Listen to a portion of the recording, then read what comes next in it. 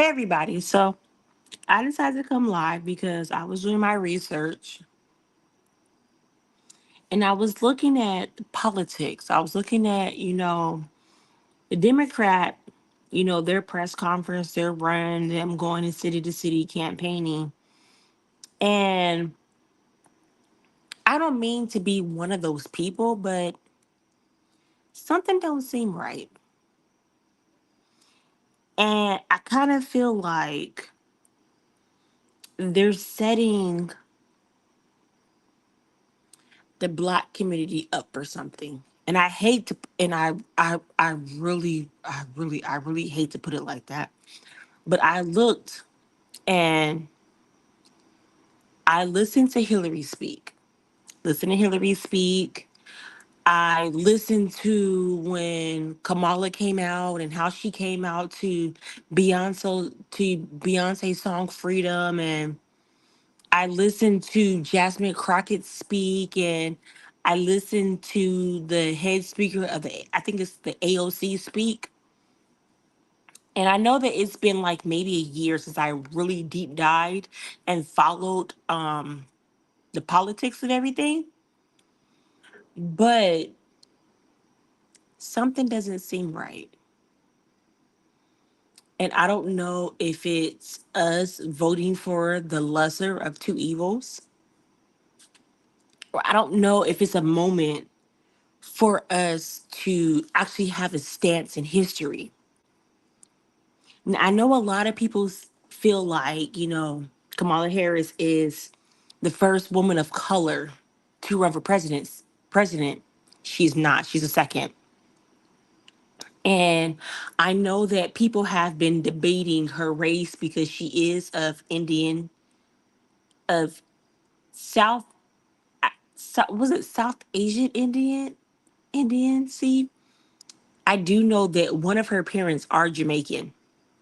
And myself, with being a descendant from Caribbean culture, I do classify myself as Black. I was raised to identify as African American female. And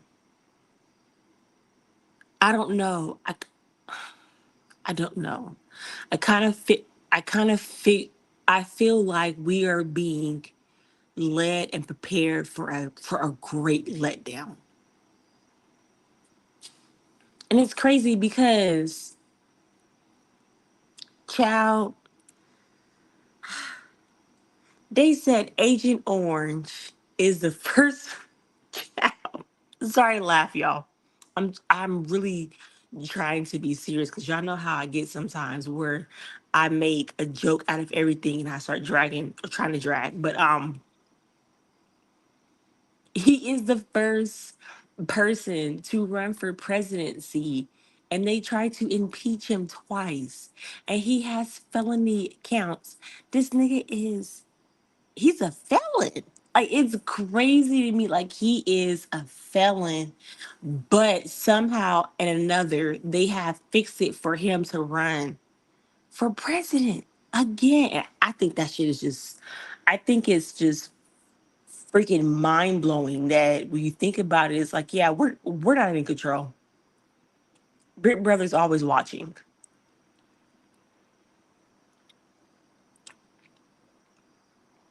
I know that a lot of people.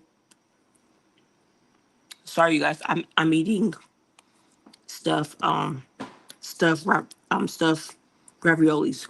But I know a lot of people don't like Kamala, and that's fine. That is absolutely fine. Everybody is entitled to their own point of view, their own reasoning, their own views.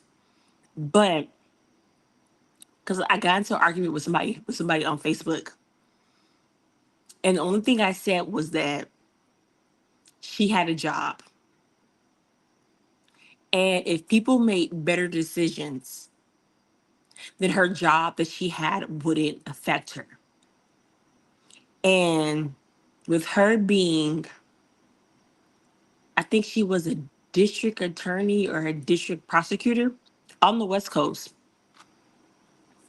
Everybody was talking about how she had incarcerated black men But what they failed to mention is that she prosecuted more men of Caucasian descent versus other minorities.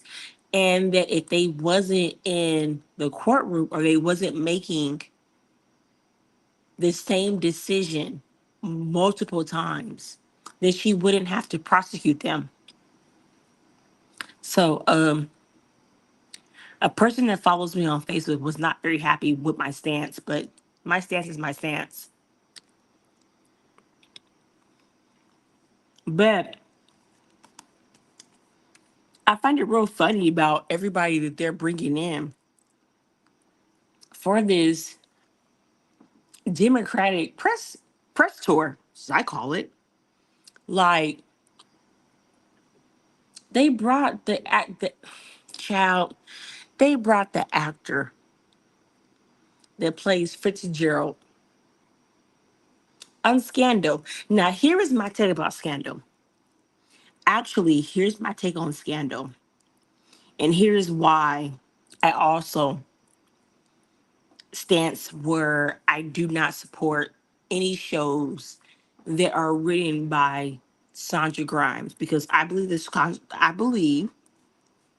that Sandra Grimes is in love with the white gaze.